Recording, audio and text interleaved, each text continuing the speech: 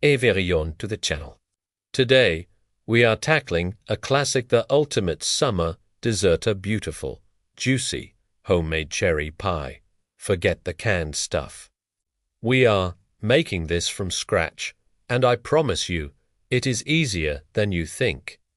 This recipe delivers a flaky, buttery crust and a perfectly balanced sweet and tart filling that will make you the star of any potluck.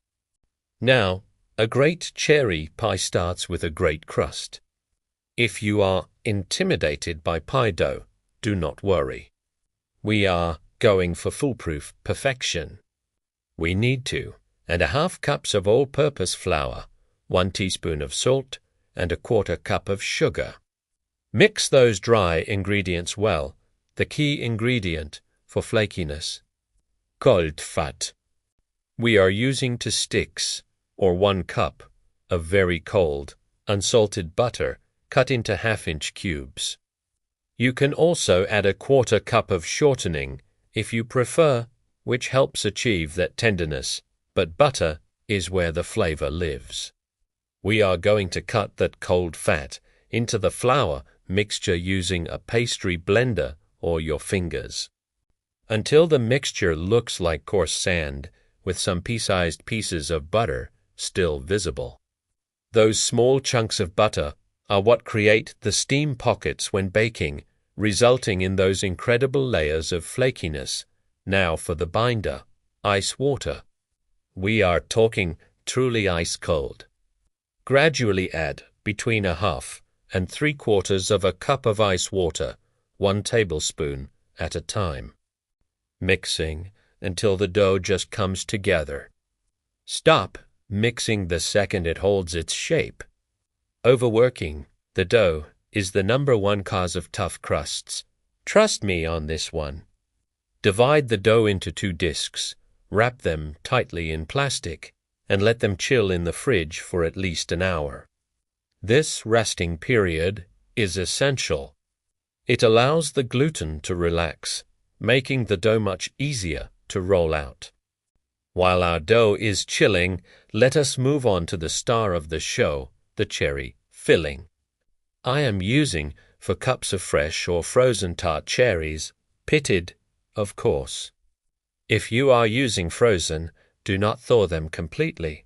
We want them cold. In a large bowl, combine your cherries with 3/4 cup of sugar. Adjust this amount based on how sweet or tart your cherries are. We are also adding 1/4 cup of cornstarch, which is our thickening agent, 1 teaspoon of pure vanilla extract, and a squeeze of fresh lemon.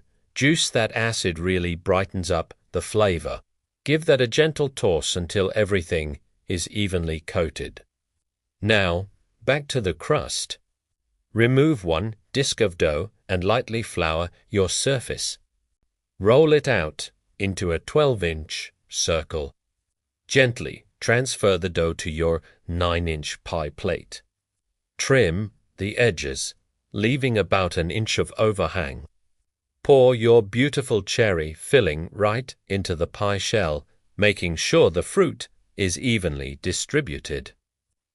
The top of the filling with about 2 tablespoons of cubed butter. This is optional but adds richness and shine. Time for the top crust.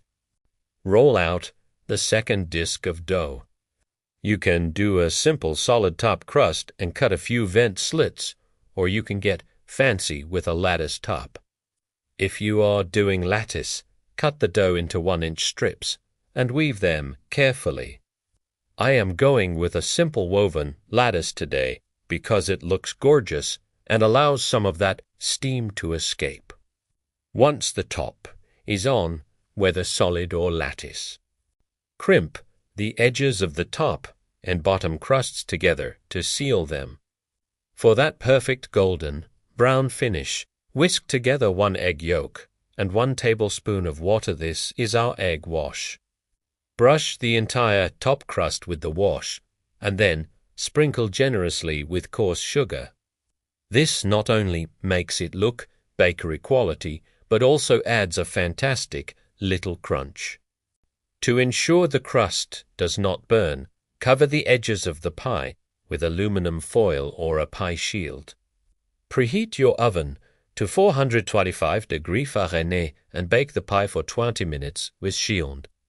Then, reduce the temperature to 375 degrees, remove the foil, and continue baking for another 35 to 45 minutes, or until the juices are bubbling thick and the crust is deeply golden brown. The bubbling is important. It means the cornstarch has activated and your filling is set. Once it is out of the oven, the hardest part begins, waiting. You absolutely must let this pie cool completely, ideally for 3 to 4 hours.